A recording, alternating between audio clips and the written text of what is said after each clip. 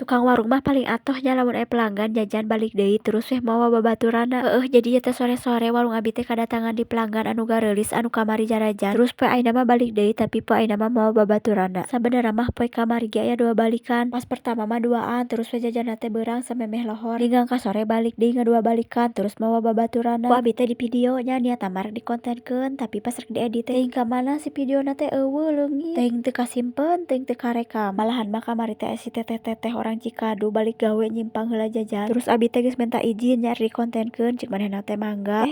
Ari pek mah malah eueuh videona teh. Tah jadi ieu teh aya 5an nya anu 4an mah jajan burger anu saurang deui mah jajan makaroni basah. Pas keur pesen teh cenah eta anu hiji mah ulah make tomat. Terus nu saurang teh cenah ulah make saos tomat. Ceuk abi teh engkin we nyariosna ari pas keur nyaosan soalna lila naon pasti poho. Tah jadi ieu teh burgerna nu 2 mah make tomat terus nu 2 deui mah henteu. Tah di postingan samemehna teh masih aya nu komen cenah piraku burgerna dijual harga 3.000. Jadi benernya barudak ieu teh hargana teh masih keneh 3.000-an. Tah ieu pesenan burgerna beres terus pesenan makaronina oge beres terus di dieu teh jarajan minuman. Tuh saperti biasa we ku ieu lamun samemeh balik teh pasti diajak heula dipoto. Jeung alhamdulillah na teh sok daraekeun pokona mah halatur nuhun pisan we nya tos jarajan ka warung abi.